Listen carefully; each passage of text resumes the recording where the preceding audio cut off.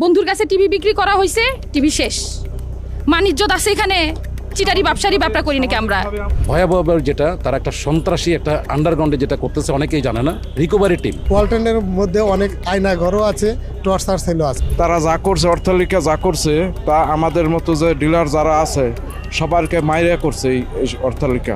পরে ওনারা বললো না আপনারা মামলা করবো না, মামলা ছাড়া বহুত কিছু করার আছে, অনেক কিছু করা যায়, আপনারা অন্যভাবে সিস্টেম করবো।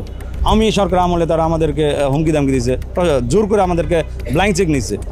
একসাথে থাকতে পারি জেলখানায়, এই দুযুগের থেকে জেলখানা অনেক ভালো।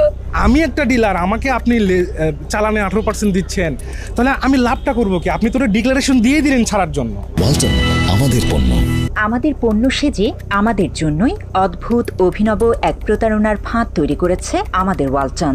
মেড ইন বাংলাদেশ নাম দিয়ে নিম্নমানের চায়না পণ্যকে আমাদের পণ্য বলে প্রতারণাটা চলছে আমাদের সাথেই। আমি ওয়ালটন পণ্য ব্যবহার করতেছি আজ থেকে 7-8 বছর হয়েছে, বাট কিন্তু মাছ মাংস রাখার পর ভালো থাকে না, কোনো কোনো ফ্রিজ নষ্ট হয়, তারপর হচ্ছে গন্ধ হয়ে যায়, আইস কম হয়।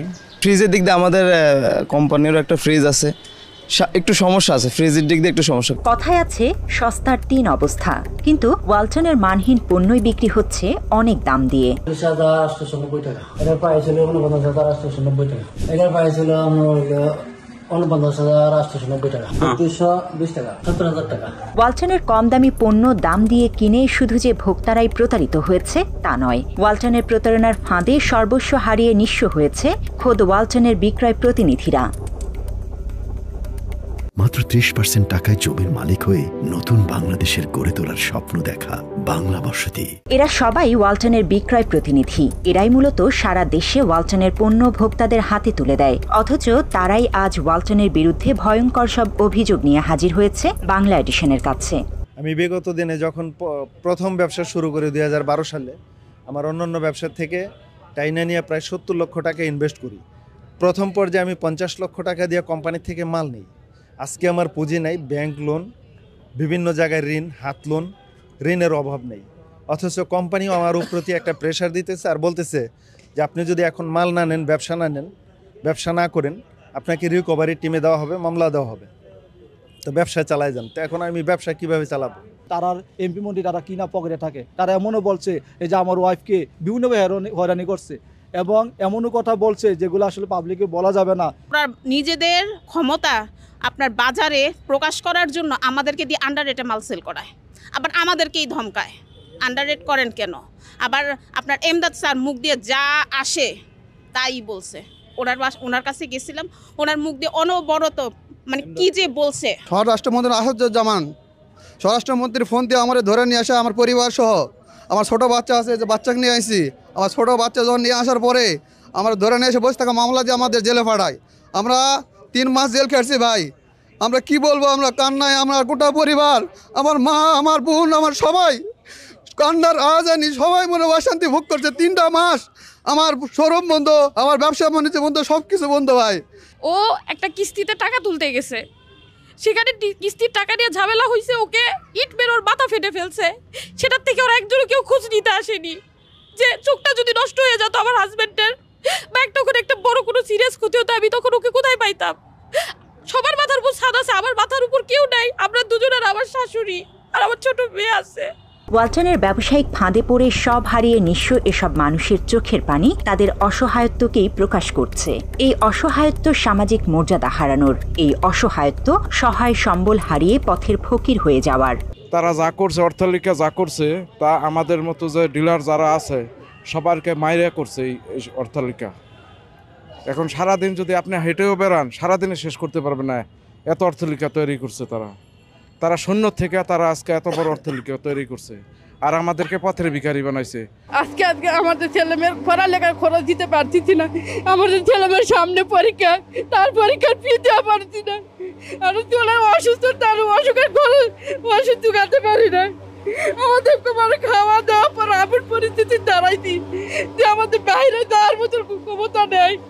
আমরা কি করে বাঁচবো? আমরা একটা পথের ভিখারি হয়েছি, আমাদের নিঃস্ব হয়ে গেছে।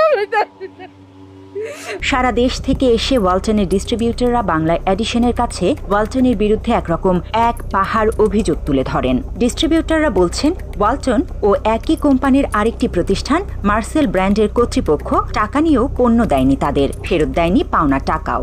ওয়ালটন মার্সেল একই কোম্পানি, একই মালিক, একই সব কিছু, একই জায়গা থেকে প্রোডাক্ট আসে, একই সার্ভিস সেন্টার। এটা Walton hitech industry PLC limited, public limited company বলে আর এখন ইয়া করতেছে আর কি।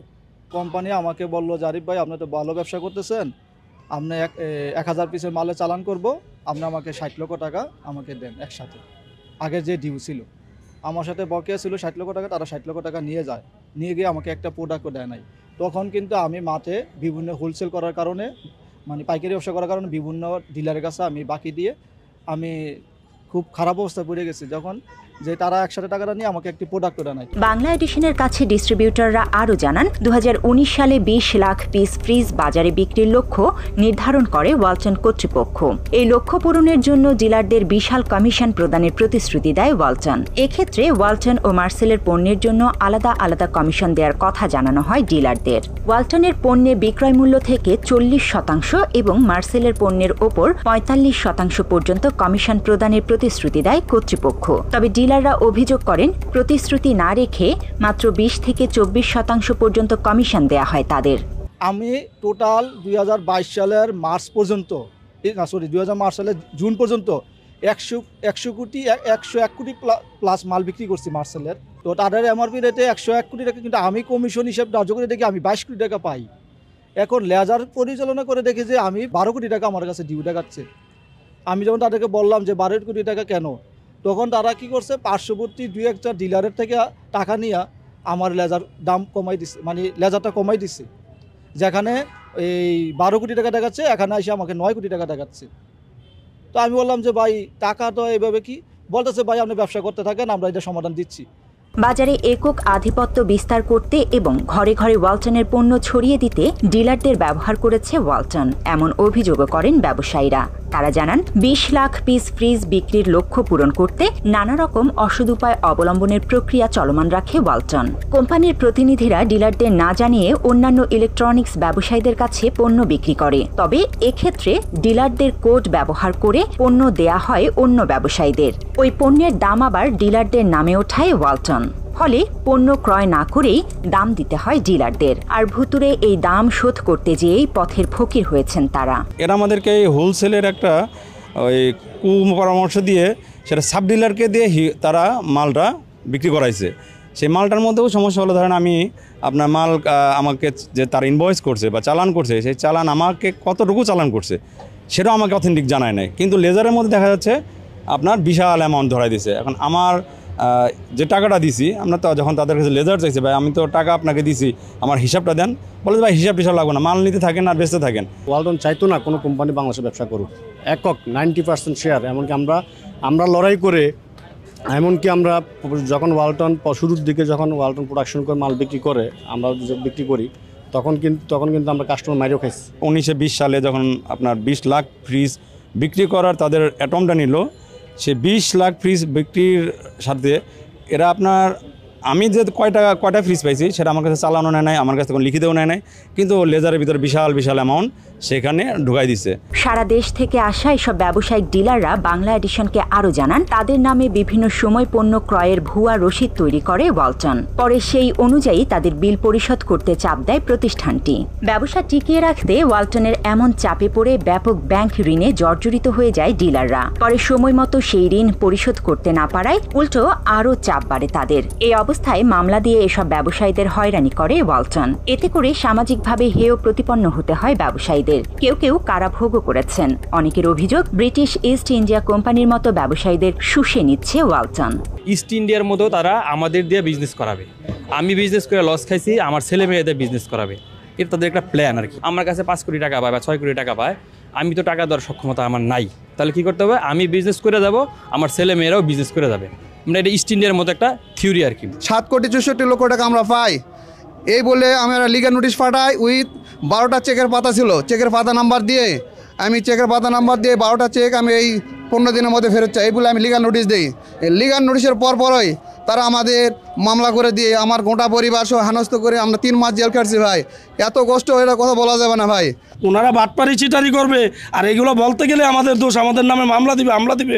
এখন আমরাও তো মামলা দিছি কোর্টে, তো আমরাও মামলা দিছি, কোর্ট তো প্রমাণ দেখবে, প্রমাণ নিয়েই তো ঘুরতেছি। ওনারা এগুলো দেখবে না, তো দেখবে কি আমাদের এই বিষয়গুলো দেখবে কি? মামলা, ব্যবসায়ীদের নানাভাবে জিম্মি করা, এসব করতে অন্যরকম একটা ফাঁদ তৈরি করে ওয়ালটন। ডিলাররা জানান, ওয়ালটন এবং মার্সেল কোম্পানি তাদের কাছ থেকে ব্যাংক চেক এবং ফাঁকা স্ট্যাম্প পেপারে জোর করে বিভিন্ন কৌশলে স্বাক্ষর নেন। ফলে নিরুপায় হয়ে বিভিন্ন সময়ে ওয়ালটনকে বাড়তি টাকা দিতে বাধ্য হয় তারা। মামলা, হুমকি দামকি, প্রশাসন, আমি সরকার আমলে তারা আমাদেরকে হুমকি দামকি দিয়েছে, জোর করে আমাদেরকে ব্ল্যাঙ্ক চেক নিচ্ছে।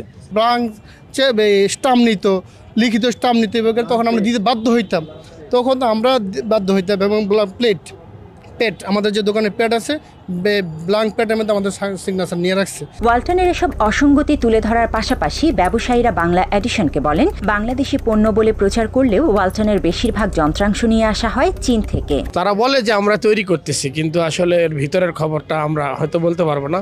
এটা ওরা বাইরে থেকে নিয়ে এসে এটাকে সংযোজন বিয়োজন করে জোড়াতালি দিয়ে চালায় দেয়। আমি যতটুকু জানি তারা বেশিরভাগ পণ্যই চায়না থেকে নিয়ে আসে, এলইডি বিশেষ করে। আর এলইডিটা বোধহয় ওনারা যেখান থেকে নেয়, স্যামসুই কি আকাই থেকে ওনারা প্রোডাকশন করে নেয়। আর আপনার ওয়ালটনের যে সার্ভিসগুলা বা তাদের যে পার্টসপাতিগুলা যদি তারা দেশে যদি প্রোডাকশন করতো, তাইলে আমি যে সার্ভিসে গেলাম তখন আমার পার্টস নাই বিধায় আমার ফ্রিজ কেন ফেরত আসবে, আমার রাইস কুকার কেন ফেরত আসবে? যদি প্রোডাকশন যদি দেশে হয়ে থাকে তাহলে তো আমাকে 2 দিন বেশি লাগুক, আমাকে তারা সার্ভিস দিতে পারতো। এছাড়া টিভি, ফ্রিজ, কম্পিউটার, বাইক সহ ওয়ালটনের বেশিরভাগ পণ্যের গুণগত মান নিয়েও প্রশ্ন তোলেন ডিলাররা। এক্ষেত্রে ওয়ালটনের পণ্য বিক্রি করে ভোক্তাদের কাছে নানাভাবে অপমান, অপদস্থ হতে হয়েছে বলে অভিযোগ করেন তারা। একটা রাইস কুকার বিক্রি করছি, কতবার যে ওই রাইস কুকার নিয়ে, ওনারা অত আর্থিক অবস্থা ভালো না, ওই রাইস কুকারটা ওনার কাছে অনেক দামি। উনি বলতেছে 1 ঘন্টা লাগে ভাত হতে। বন্ধুর কাছে টিভি বিক্রি করা হয়েছে, টিভি শেষ।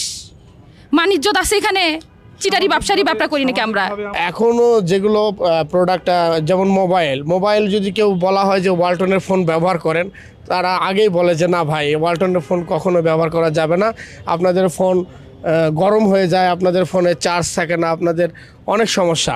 ইন্টারন্যাশনাল ব্র্যান্ডের একটা ফ্রিজের সিস্টেম হচ্ছে আপনার 25% বা 30% ডিপ থাকবে, 70% নর্মাল থাকবে। তারা করে 50 বা 55% ডিপ করছে, আপনার 45% নর্মাল করছে। এই ক্ষেত্রে প্রোডাক্ট নষ্ট হবে, খাবারে গন্ধ হবে, কিন্তু তারা কিন্তু এটা মানতে রাজি না। দায়ভার দিয়ে দেয় দোকানদারের উপর, যত ঝামেলা দোকানদার, তাদের কোনো কিছু না। ওয়ালটন তাদের পণ্যে বিভিন্ন মেয়াদের ওয়ারেন্টি দেওয়ার কথা বললেও সেটি মানা হয় না কখনোই। সার্ভিসের নামে হয়রানি করা হয় গ্রাহকদের। হোম সার্ভিসের নিয়মের কথা বলা হলেও সেই সেবাও দেয় না ওয়ালটন। একই সঙ্গে নিয়ম না মেনে হুটহাট পণ্যের দাম বাড়িয়ে জিম্মি করা হয় ব্যবসায়ীদের। এত সব অভিযোগও করেন ডিলাররা।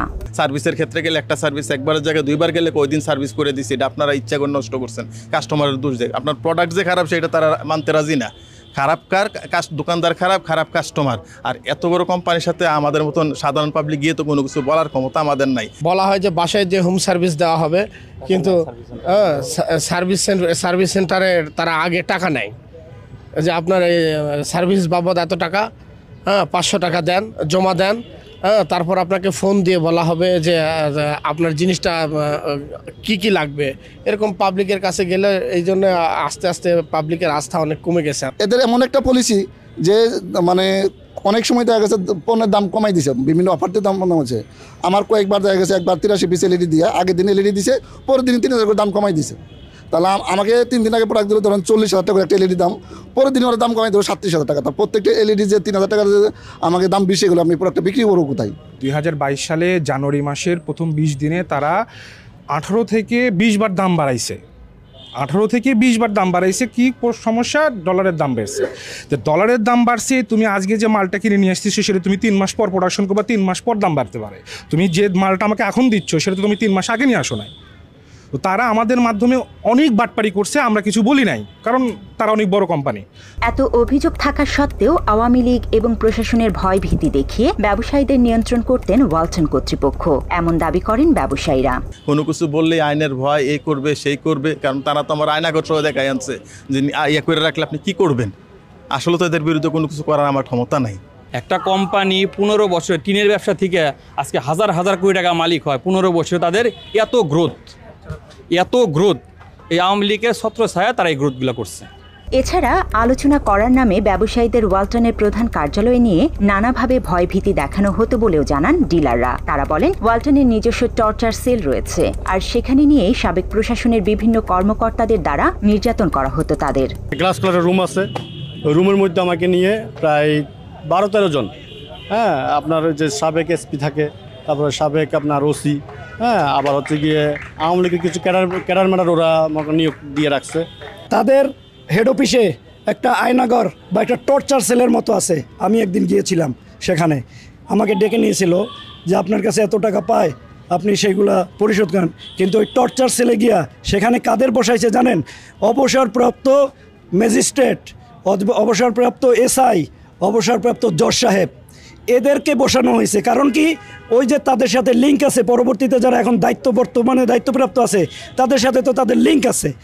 এখানে তারা বসে 8-10 জন, একজন বলে উনি সাবেক ওসি, আরেকজন হলো সাবেক এসপি, এভাবে তারা 8-10 জন বসে আর আমাদেরকে 1 লাখ টাকা ডাকে আমাদেরকে ব্রেন টর্চার, বিভিন্ন প্রশ্ন, ওখানে প্রশ্ন জর্জরিত করে ব্রেন টর্চার করে আবার আপনার টাকা ঢুকান, আবার নতুন করে টাকা দেয় এবং স্টাম্পের মধ্যে লিখিত নিত। ওরা ওইখানে আমাদের একজন 1-to-1 কথা বলে নিয়ে যায়। নিয়ে যাওয়ার পরে ওদের ওইখানে ওরা 10-12 জন থাকে, বিভিন্ন জন বিভিন্ন ধরনের কথা বলে, বিভিন্ন ধরনের হুমকি দেয়। এতে দেখা গেছে আমাদের অনেকেরই মানসিকভাবে, শারীরিকভাবে এবং সম্মানহানি করেছে।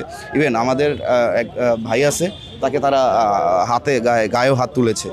অবসরপ্রাপ্ত ওসি, এসপি, আগে নাকি মেজর ছিল, এরাই বিভিন্ন ধরনের অফিসাররা আইসা মানে আমি একা, তারা যখন এইভাবে গোল করে বসে আমার কথা বলে, বিভিন্ন ভয়ভীতি দেখায়। আমি তো ওই ভয়ভীতির কারণ না, তারপর আমার ভয়ভীতি দেখাইছে, অনেক ভয়ভীতি দেখাইছে, আমার গায়ে হাতও তুলছে। ওয়ালটনের চেয়ারম্যান এবং কর্তৃপক্ষের কাছে বারবার অভিযোগ দেওয়া সত্ত্বেও কোনো প্রতিকার পাননি ব্যবসায়ীরা। এটা তো টোটাল ম্যানেজমেন্টই জড়িত ভাই, কারণ একটা পলিসি করতে গেলে কোম্পানি ঊর্ধ্বতন কর্মকর্তা ছাড়া তো কোনো পলিসি আপনার অবলম্বন করতে পারে না।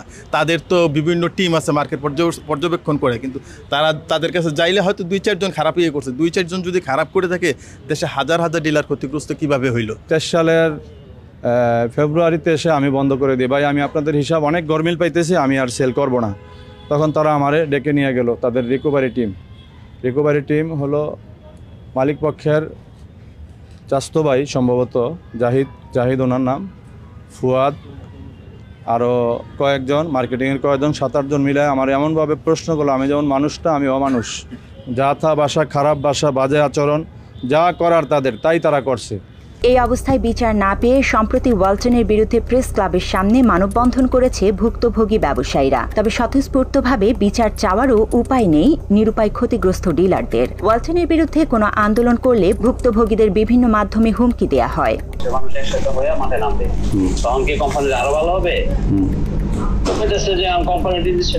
আমি কি বলতে পারি, এটা কিন্তু রোল কয় নাই, আমি সরাসরি ম্যানেজমেন্টের বড় লেভেলে তো আমি আপনার যেটা অ্যাডভাইস করবো যে আপনি থানায় একটু যোগাযোগ রাখবেন, মানে আপনার যে নিকটস্থ থানায় যে ওখানে কোনো ওয়ারেন্ট আসে কিনা, আপনি লোক লাগিয়ে রাখবেন থানার মধ্যে। 2008 সালে বাণিজ্যিক কার্যক্রম শুরু হবার পর থেকে গেল 15 বছর ধরে ব্যবসার নামে চলছে ওয়ালটনের এই মহা প্রতারণা। তারপরেও তাদেরকে কিছুই বলা যায়নি, কারণ আওয়ামী লীগের রাজনৈতিক ক্ষমতা কাজে লাগিয়ে ডিলারদের উপর চালিয়েছে স্টিম রোলার। গণমাধ্যমের সামনেও নিজেদের করুণ গল্প শোনানো যায়নি, তাদের মুখ বিজ্ঞাপনের টাকায় বন্ধ ছিল। আজকে আমরা যারা পথে বসেছি বা নিঃস্ব হয়েছি, তার মূল কারণ আওয়ামী লীগ সরকারের মাধ্যমেই করেছে। আমরা যদি কখনো কোনো অভিযোগ করতাম, তখন তারা আওয়ামী লীগের ভয় দেখাতো বা বিভিন্ন রকমের হুমকি দিত। কোথাও কোনো বিচার না পেয়ে অন্তর্বর্তী সরকারের প্রতি ঘটনার সুষ্ঠু তদন্তের অনুরোধ জানিয়েছেন ওয়ালটনের ডিলাররা। একই সঙ্গে প্রকৃত অপরাধীদের খুঁজে বের করে আইনের আওতায় নিয়ে আসার দাবি তাদের। এছাড়া ওয়ালটনের থেকে পাওনা টাকা ফেরতের ব্যবস্থা না হলে আত্মহত্যা ছাড়া উপায় নেই বলেও আর্তনাদ করেন ব্যবসায়ীরা। আমি এক সুষ্ঠু বিচার চাই।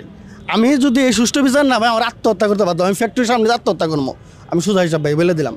অনুরোধ করে বলবো মাননীয় সরকারকে অন্তত আমাদের ন্যায্য দাবি, আমরা ন্যায্য দাবি চাই, অন্য কিছু আমরা চাই না। আমাদের সুব্যবস্থা করে দেয় আমাদের মাননীয় সরকার। আমাদের পাওনাটা বুঝাই দিলে হইব। আমগো হ্যাগো কাছে কোনো পাওনা নাই গা, কিন্তু আমরা যা পাবো আমগো ডকুমেন্ট অনুযায়ী প্রমাণ অনুযায়ী আমগোটা আমার বুঝাই দিলে হইব। এটা একটা বিচারের আওতায় নিয়ে আসা এবং আমাদের যারা ডিস্ট্রিবিউটর আসি, যারা ডিলাররা আসি, তাদের একটা দাবি যে আমাদেরকে অবশ্যই ওয়ালটনের পুনর্বাসন করা এবং আমাদের ক্ষতিপূরণ করে দিয়ে দেন। আমরা ন্যায্য অধিকার আমাদের চাই, আমরা আমাদের সম্মানটুকু আমরা ফিরে চাই। আমরা যেন আমাদের সন্তানদেরকে নিয়ে যেন দুইটা খায়ে যেন আমরা বাঁচতে পারি, আমাদের সেই সুযোগটা করে দিতে হবে। যে পার্সেন্টেজ তারা দেওয়ার কথা ছিল ওগুলো অ্যাডজাস্ট করে দিলে কোম্পানি থেকে প্রত্যেকটা ডিলারই কোনো না কোনো অ্যামাউন্টের টাকা পাবেই। আমি এটা সুষ্ঠু তদন্ত চাই। বাংলাদেশের জনগণের কাছে, সবার কাছে, বাংলাদেশ সরকারের কাছে আমি সুষ্ঠু বিচার চাই। আওয়ামী লীগের দোষর হিসাবে তারা ক্ষমতার দাপট দেখিয়ে আমাদের যে পরিমাণ হয়রানি করেছে, এই মিথ্যা মামলা থেকে মুক্তি চাই এবং আমাদের সঠিক হিসাব নিষ্পত্তি করে দিয়ে আমাদের যে আগের ন্যায় ফেরত প্রেরণের জন্য আমি আবদার করি। আমাদের সুষ্ঠুভাবে আমাদের বিচার পাওনা, আমাদের সব কিছু বুঝাই দেখ। আমি বাংলাদেশের সবার কাছে আবেদন জানাচ্ছি, আমরা আর এভাবে ঘুরতে পারতেছি না। এই সরকারের কাছে, বিশেষ করে এই সরকারে আমার এলাকার একজন উপদেষ্টা আছেন, যুব ও ক্রীড়া মন্ত্রণালয়ের উপদেষ্টা জনাব আফসিদ মাহমুদ ভুইয়া সাহেব, ওনার মাধ্যমে ওনার দৃষ্টি আকর্ষণ করছি। ভাই সাহেব, আমি আপনার একজন এলাকার হিসাবে আপনি আমাদের এই বিষয়টাকে নজরে আনবেন, আমি সে প্রত্যাশা করছি আপনার কাছে। এ ব্যাপারে ওয়ালটন কর্তৃপক্ষের সঙ্গে যোগাযোগ করা হলেও কোনো তথ্য পাওয়া যায়নি।